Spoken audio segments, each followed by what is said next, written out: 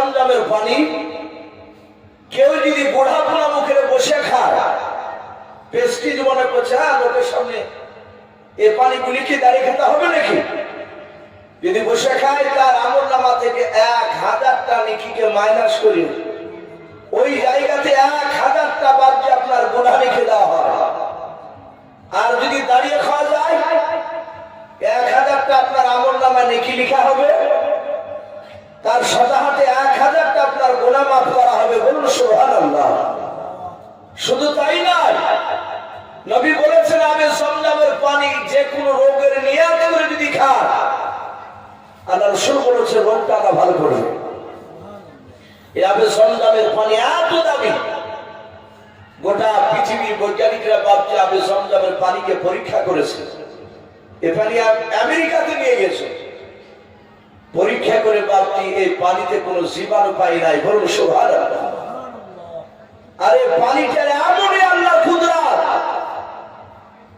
গোটা পৃথিবীতে ভাবছি যত মেশিন রয়েছে, চাইনা বলেন আর 10 ঘোড়া মেশিন বলেন পানি তোলা, সব মেশিন যদি পায়ে ফিট করে দেয়, কিয়ামত পর্যন্ত তুলে ভাবছে পানিকে শেষ করতে পারবে না। বলুন সুবহানাল্লাহ। লক্ষ লক্ষ ভাবছে হাজি সাহেব যায় হজ করতে, কোন হাজি আবে জমজমের পানি না নিয়ে আসে না। আর আমরা হাজি সাহেবরা ভাবছি বাড়িতে আসলে আমরা দেখা করতে যাই, কেন? হাজি সাহেবের সাথে একটু মুসাফা করবো, এক ঢোক আবে জমজমের পানি দিবে, খাবো। দেখা যায় অনেক মানুষকে ভাবছি পানি খেতে দেয়, ঘোরাই না। এই আবে জমজমের ইদারার ব্যাপারে রাসূলুল্লাহ বলেছে, আবে জমজমের ইদারার পানি তলা জান্নাতে ভাবছি 4টে নহর রয়েছে। কটা বলে? 4টে। দুধের নহর, পানির নহর। তো নবীজি বলেছেন জান্নাতে যে একটা নদী আছে পানি, ওই জান্নাতের পানির সাথে এই আবে জমজমের পানির তলাতে যোগ করা আছে। বলুন আলহামদুলিল্লাহ। এটা নবীজির কথা।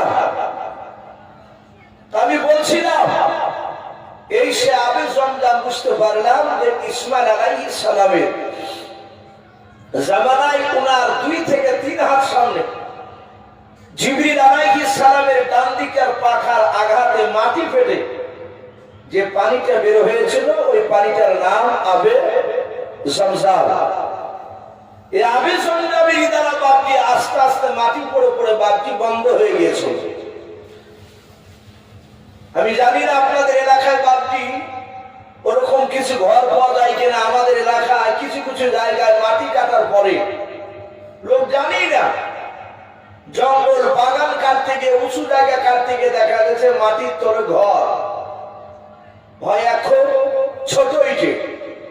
তাহলে কোন কোন জায়গায় ইদারাও পাওয়া যায়। এ দেখে বুঝতে পারা যায় যে এখানে মানুষ বাস করতো বহুদিন আগে।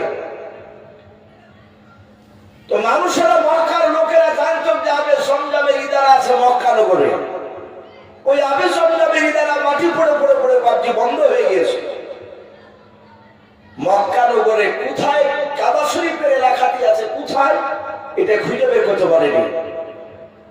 তাই আব্দুল মুত্তালিব বলেছিলেন, ও আল্লাহ, আমাকে তুমি যদি এক এক করে যদি 10টা যদি সন্তান যদি দান করতে, আর ওই আবে জমজমের ইদারার পানি উদ্ধার করতে পারলে 10টি ছেলের মধ্যে একটি ছেলেকে তোমার রাস্তা জবাই করে দিতাম। এই দোয়া করেছিল। হযরত আব্দুল মুত্তালিবের দোয়াটা মহান রব্বুল আলামিন কবুল করে নিয়েছিলেন। ওনাকে 10টা সন্তানই দান করা হয়েছিল। উনি 10 ছেলের বাবা ছিলেন। ছেলেগুলো বেশ বড় হয়ে গিয়েছে। আব্দুল মুত্তালিব রাত্রিবেলা বিছানায় শুয়ে আছে। কেউ যেন আওয়াজ দিয়ে বলে, আব্দুল মুত্তালিব তুমি ঘুমায়ো না। আব্দুল মুত্তালিবের ঘুমটা ভেঙে গেল। বিছানার চারিদিকে লক্ষ্য করে দেখলেন, কাউকে দেখতে পাওয়া যায় না। হযরত আব্দুল মুত্তালিব বাবা দ্বিতীয়বার বাপটি চোখটা বন্ধ করে আবার নিদ্রা চলে গিয়েছেন, ঘুমে গিয়েছেন। আবার কেউ যেন বলো, আব্দুল মুত্তালিব ভাই আর তুমি ঘুমায়ো না। আব্দুল মুতালিবের ঘুমটা ভেঙে গেল। চারিদিকে লক্ষ্য করে দেখেন বাড়ি কাউকে দেখতে পাওয়া যায় না। আব্দুল মুতালিব ডাক দিয়ে বলেছিল, কে গো ভাই, আমাকে কেন ঘুম যেতে বারণ করেছো? আওয়াজ দিয়ে বলে, মুতালিব ভাই, তুমি তো আল্লাহর কাছে দোয়া করেছো, মাওলা আমাকে এক এক করে যদি 10টা সন্তান যদি দান করো, আর ওই আবিস জমজমের দ্বারার পানি উদ্ধার করতে পারলে 10টি ছেলের মধ্যে একটি ছেলেকে আল্লাহ রাস্তা তুমি কুরবানি জবাই করবে বলেছো। এই আব্দুল মুতালিব তোমাকে 10টা ছেলে দান করেছে, যা তুমি কাবা শরীফের সামনে গিয়ে আবিস জমজমের ইদারাটা উদ্ধার করে এসো। আব্দুল মুতালিব ডাক দিয়ে বলেছিল, ভাই আমার যে মক্কা নগরের নামি দামি বংশের লোকেরা তারা আবিস জমজমের ইদারা ঘুরতে গিয়েছিল, তারা কেউ বের করতে পারে না। আপনি আমাকে নিশানা বলে দেন কোন জায়গায় আবিস জমজমের ইদারা আছে। আওয়াজ দিয়ে বলেছিল, মুতালিব তোমার 10টা ছেলে নিয়ে তুমি কাবা শরীফের সামনে চলে যাবা। তুমি দাঁড়িয়ে থাকবা, দেখবা পশ্চিম আকাশ থেকে একটা সাদা কাক উড়ে এসে মাটিতে ছোবল মারবে। ও বাপজি ভাইরা, আমাদের এলাকায় কিন্তু বাপজি সাদা কাক দেখতে পাওয়া যায় না। দুই রকমের কাক দেখতে পাই আমরা। একটা কাক মোটা সাইজে কালো, ওটাকে ঝাড়ুদার কাক বলি আমরা। আর একটা কাক ওই মোটা কাকটা চেয়ে একটু তুলনামূলক একটু সরু, সেও কালো, কিন্তু তার গলাগুলো একটু হালকা কটাসের মতো, একটু হালকা দেখবেন 19-20 আছে। এই দুই রকমের কাক, সাদা কাক নেই, কিন্তু সাদা কাকটা বাদ দিয়ে আরবে পাওয়া যায়। আব্দুল মুতালিবকে বললাই, মুতালিব ভাই তুমি কাবা শরীফের সামনে দাঁড়াবা, দেখবা পশ্চিম আকাশ থেকে একটা সাদা কাক এসে মাটিতে ছোবল মারবে। ওই কাকটা যেখানে ছোবল মারবে সেই জায়গায় তোমার ছেলেদেরকে ঘুরতে শুরু করতে বলবা। ছেলেরা চলে গেল আব্দুল মুতালিবের সঙ্গে, মাটি কাটার তার যন্ত্র সব নিয়ে গিয়েছে। হযরতে আব্দুল মুতালিব তার ছেলেরা বলছিল, আব্বা খুঁড়বো কোথায়? বলে, বেটা দাঁড়া, কাক এসে নাকি মাটিতে ছোবল মারবে। 10টা ছেলে বাপকে কুদার হাতে করে নিয়ে দাঁড়িয়ে মাটি তোলার জন্য ডালি সাদা হাতে দেখছে একটা কাক এসে বাপটির সামনে মাটিতে ছোবল মারবে। বলে, বাবা ওই জায়গা খুঁড়তে শুরু করবে। বেশ অনেকটা দূর খুঁড়ে যাওয়ার পরে গর্তটা অনেকটা করার পর দেখছে আবিস জমজমের ইদারা। বলুন সুবহানাল্লাহ, ইদারা উদ্ধার হয়ে গেল। এখন উনি যে ওয়াদা করেছিলেন, কেতাবে লিখেছে আব্দুল মুতালিব তিনি মক্কা নগরে তৎকালীন সেই জামানা তিনি সৎ ব্যক্তি ছিলেন। বলুন আলহামদুলিল্লাহ। তিনি অন্যায় করে টাকা ইনকাম করতেন না, আর উনি ওয়াদা খেলাপ করতেন না। জবান দিয়ে যেটা বের করতেন সেটা বাস্তবে পরিণত করতেন। এখনো বাপজি বহু লোক আছে নামাজ না পড়লে জবান এদিকে করে না। অনেক লোক বলে যে ভাই নামাজ না পড়তে পারি, কিন্তু জবান দিয়েছি তো জবান দিয়েছি। কিছু জায়গায় গরু কিনতে গেলে এরকম হয়, বলে চাচা বাইনা নে, বলে না না বাইনা লাগবে না, আমার জবানটাই বাইনা। বলে না, অনেক সময় তো জবান উঠে ফেলে, তখন ওই কথা বলে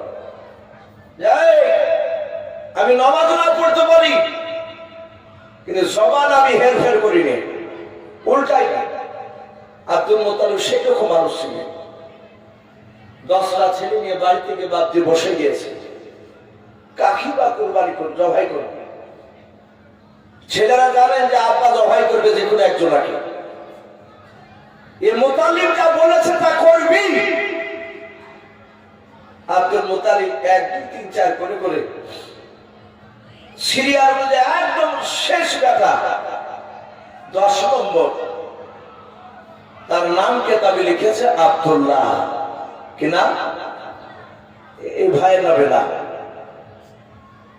ছোট ছেলেটার নাম আব্দুল মুতালিবের ছোট ছেলের নাম ছিল আব্দুল্লাহ। আব্দুল্লাহকে ডাকতে বলেছিলেন আব্দুল মুতালিব, বাবা আমি তোমাকে আল্লাহ রাস্তায় জবাই করব। আব্দুল মুত্তালিব বললেন আলহামদুলিল্লাহ, বলুন সুবহানাল্লাহ। উনি বললেন আব্বা চিন্তা নেই, আপনি ভয় পাবেন না। আপনি যখন আমাকে নির্দিষ্ট করছেন, মোতায়েন করছেন জবাই করবো বলে, আমি রাজি আছি। আপনি তো আল্লাহ রাস্তাতে তো জবাই করবেন। কেমন ঈমান ছিল, সততা ছিল তার মধ্যে, ভয় নেই। কারণ তার পেশানিতে রাসূলুল্লাহর নূর রয়েছে। বলুন আলহামদুলিল্লাহ। আমার বিশ্ব নবীজির আব্বা আব্দুল্লাহ হযরত আব্দুল মুত্তালিব মুচকে মুচকে হাসতে লাগলেন। বেটা, আমার জীবন ধন্য, এ তুমি ভয় করলে না? তাহলে বেটা, আগামী মাসের অমুক তারিখে অমুক সময় তোমাকে অমুক জায়গাতে জবাই করা হবে। এলাকায় প্রচার শুরু করে দিবে। সে জামানা তো বাপজার আলেম কোরআন হাদিসে ছিল না, কোরআন নাযিলই তো হয়নি, তা হবে কি করে? সে সময় বড় বড় ইহুদি পণ্ডিতরা ছিল, আলেম ছিল ইহুদি, যারা এখনো বর্তমান বাপজি খ্রিস্টান গির্জায় যারা ইমামতি করে। আমি গত বছর চাপড়া একটা জায়গায় গিয়েছিলাম, যার সাহায্যে বাপজি গির্জা পাশি একটা ফাঁকা ফিল্ড, ওখানে জালসা। আমাকে নিয়ে গেলাম, বলে ভাই এটা কি বলে, এটা গির্জা? বলে এখানকার মানুষরা ভালো ভালো, খুবই ভালো। আমাকে কমিটির লোক বলে যে হুজুর টাইমটা এখনো 20 মিনিট আছে, একটু যাবেন গির্জা ঘুরতে, দেখতে যাবেন? তো ওদের যে পাদ্রী মশাই, ওনার সাথে কথা বললাম। আমাদের যেমন ইমাম সাহেব, মৌলানা সাহেব, হাফেজ সাহেব, কারি সাহেব বলি আমরা, যারা নামাজ পড়ায়, ওদেরকে পাদ্রী বলা হয়। এখন ওদের গির্জায় যারা ইমামতি বলে। তো সেই জামানায় ইহুদির বড় বড় বাপজি পণ্ডিত আলেম, 6টা বাপজি ইহুদির পণ্ডিতরা, কেউ বলেছেন 6টা বেশি, তারা শুনতে পেয়েছে আব্দুল মুত্তালিব তার ছোট ছেলে আব্দুল্লাহকে আল্লাহ রাস্তায় জবাই করবে। ওরা সবাই মিলে চলে আসে। এসে আব্দুল মুত্তালিবকে ডেকে বলেন, ভাই শুনলাম আপনার ছোট ছেলে আব্দুল্লাহকে নাকি জবাই করবেন। বলে হ্যাঁ। বলে ছেলেটাকে ডেকে নিয়ে আসে। সামনে নিয়ে আসলো আব্দুল মুত্তালিবের ছেলে আব্দুল্লাহকে দেখে ওরা তোরা জুবুর কিতাবটা খুলে বাপজার আব্দুল্লাহর চেহারার সাথে মিলাচ্ছে। আমরা এমন একজন রসূলকে বাপজি পেয়েছি যে নবীর আব্বার কথা, নবীর কথা আদম আলাইহিস সালাম থেকে নিয়ে হযরত ঈসা আলাইহিস সালাম পর্যন্ত মহান রব্বুল আলামিন প্রতিটা নবী রাসূলের কাছে গর্ব করে বলেছেন, বলুন আলহামদুলিল্লাহ। আনন্দ করে বলেছেন, আমি সেই জামানে আমার দোস্ত হাবিবকে পাঠাবো। আর প্রতিটা কিতাবে তাওরাত, জবুর, ইনজিল, আরো যে শহীফা কিতাব, সব কিতাবে বাপজি রাসূলুল্লাহর জীবনী দেওয়া ছিল। বলুন আলহামদুলিল্লাহ। হযরতে আব্দুল্লাহকে বলল, চেহারার দিকেছে, হে আব্দুল মুত্তালিব ভাই, আপনার ছোট ছেলের চেহারা দেখে বুঝতে পারা যাচ্ছে মনে হয় আপনার ছোট ছেলে আব্দুল্লাহর ঔরসজাত সন্তান আখিরি জামানার নবী হতে পারেন। বলুন সুবহানাল্লাহ। আপনি কি জবাই করেন না? ডাক দিয়ে বললে, ভাই আমি যে ওয়াদা করেছি, আমি তো কথা দিয়ে ফেলেছি যে জবাই করবো। ওলামারা বললেন, ওই ইহুদের আলেমরা, যে আপনাকে একটা চুক্তি দিচ্ছে, আপনি লটারি কাটুন, আপনাকে যেই চুক্তি মোতাবেক কাজ করতে বলবো সেই মোতাবেক কাজ করেন, আপনার গুনাহ হবে না, আপনার ওয়াদাটা পুরা হয়ে যাবে। এখন তো বাপজি বিবিকে তালাক টালাক দিয়ে ফেললেন। এখন এক শ্রেণীর মুফতি সবাই না, কিছু মুফতি আছে, তাদেরকে গোপনে 5,000 10,000 দিলে আপনার ছাড়া বিবিকা বলবে যে ছাড়া হয়নি, ওরা এবার চুক্তি শিখে দিবে। ছেলেকে বলবে যে লোকের সামনে বলবো যে তুই কটা তালাক দিয়েছিস, তখন তুই বলবি ওকে টাকা দিয়েছে 5,000 গোপনে। ও জানছে মুফতি সাহেব যে তালাক হয়ে গেছে, আর বিবি আর পাওনা নাই, তো শিখে দিছে। আর ইও বলছে যে আমার কোন রাস্তা নাই, আমি রাগের মাথাতে বিলে ফেলাচ্ছি, ভুলে বিলে ফেলাচ্ছি। ও রাগের মাথায় সব থাকলে পরে মোবিলে ভালো মনে পড়েছে। এগুলো সব বদমাইশ বুদ্ধি। তখন বলছে যে ভাই আমি লোকের সামনে ফতোয়া দিব, আমি লোকের সামনে বলবো কেমন করে বিবিকে তালাক দিছিস, তখন তুই বলবি যে আমার বিবিকে আমি তালাক দিইনি। আমার বিবি মাঝে মাঝে বলে যে ঘর করলে না, ঘর করলে না, একতলা দুতলা করলে না। তখন আমি রাত করে বলেছি তোর বাপের কতলা, একতলা না দুতলা না তিনতলা? হুজুর আমি এই বলিস, আমি তো তালাক দিইনি, তাহলে তালাক হবে না। এগুলো বাপজি টাকা দিলে কিছু শক্তি এক শ্রেণীর দুনিয়াদারি মুফতির কাছ থেকে পাওয়া যায়, কিন্তু ওলামারা লিখছেন কোরআন হাদিসের দিকে লক্ষ্য করে যদি আপনি ফতোয়া দেন, নিজ স্বার্থে দুনিয়ার স্বার্থে নয়, ফতোয়া দিতে গিয়ে অনেক সময় অনেক মুফতির ভুল হয়ে যায়। আল্লাহ রাসূল বলেছে তার গুনাহ হবে না, তার নেকি থাকবে। আর জেনে শুনে যদি বাপজি ভুল ফতোয়া দেওয়া হয় দুনিয়ার স্বার্থে, তার বাপজি সে মুফতিকে জাহান্নামে যাওয়া লাগবে। ইহুদির আলেমরা ডাকে দিয়ে বলল যে আপনি লটারি কাটুন। বলে কি করতে হবে? বলে একদিকে 10টা উটের নাম, অপর দিকে আব্দুল্লাহর নাম। লটারিতে যদি আপনার নাম আব্দুল্লাহ উঠে তাহলে আপনাকে আবার লটারি কাটতে হবে দ্বিতীয়বার। বাকি এইভাবে যতবার লটারি কাটে ততবারে আব্দুল্লাহ নাম উঠে। আর ওই বারবার 10টা করে উটের নাম বেশি লিখে লটারিতে। সেরাতে হানবি কেতাবটিতে লিখেছে 100টা যখন উটের নাম লেখা হলো তখন আব্দুল্লাহ নামটা উঠলো না, উটের নামটা উঠলো। হযরতে আব্দুল মুতাল্লিব 100টা উটকে বাদ দিয়ে সে একসঙ্গে জোগাড় করতে পারে না। অর্থ কাঠামো তার খুব বেশি ভালো ছিল না, সে সময় একটু বেশ মোটামুটি, খুব হাই ফ্যামিলি মোটামুটি একটু চলার মতো ছিল। মানে মাঝে মাঝে বাপজি উট কিনে জবাই করে গরিব মিসকিনদেরকে খেয়ে দিলেন। হযরতে আব্দুল্লাহ তিনি বেঁচে গেলেন, আর জবাই হলো না আব্দুল্লাহ। আব্দুল্লাহ আস্তে আস্তে আস্তে আস্তে আস্তে বাপজি জয়গণে পদার্পণ করলেন, বেশ বড় হয়েছে আব্দুল্লাহ। হযরতে আব্দুল্লাহ